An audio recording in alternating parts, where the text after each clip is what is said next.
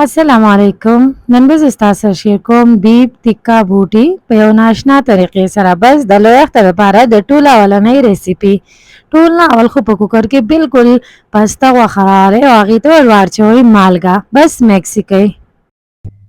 کله چې دا غوښه خپلې اوبه وچیږي نو په دې ټایم کې ورته تاسو ور واچوئ 3-4 چمچې تیل بالکل په غټه چمچه باندې.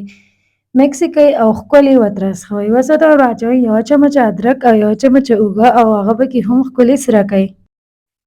مثالو لپاره ورته ور واچوئ دانیال، تور مرچ، لونګ، بدیا پھول او دارچیني. که نه وي نو صرف ورته ګرمه مساله 1 چمچه ور واچوئ او بس مکس یې کړئ. 1 چمچه د تیکه مساله او نیمه چمچه د کورکمان ور واچوئ او سره یې کړئ. اوس ورته ټماټر ور واچوئ هغه پکې هم مکس کړئ. ټماټر باندې تقریبا د 15 منټو لپاره سر بند کړئ چې بالکل نرم شي. 15 منټه پسې سر کولاو کړئ او دا ټماټر پکې بالکل میده کړئ.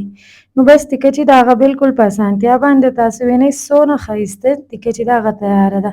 په دې ټایم کې ورته اوس داسې کار وکړئ چې 2 روغې اوږې، 1 پیاز او 2 شنه مرچکې ور واچوئ. اوبه ورته ور واچوئ. زما سره خو شوروا پرته وه، هغه شوروا مې ورته ور واچوله. بس تقریبا 20 منټه پې سر بند کړئ ځکه چې غوښه ډېره تنګ کوي. کم پیاز چې و هغه به ترې بالکل جدا کړو، باقي تنګ که چې د هغه به مکس کړو. نو زموږ سره تیکه بوټي بالکل تیار دي. که فرض که ستاسو دا ریسیپي خوښ شي نو پلیز زموږ دا سیریز چې دی په دې کې موږ د اختر دپاره ریسیپیانې اپلوډ کوو دا لایک کړئ، شیر یې کړئ او زموږ د یوټیوب چینل خامخا یې سبسکرایب کړئ. د نورو اسان ریسیپیانو دپاره تاسو موږ ته په کمنټ کې هم ویلی شئ. شکریه.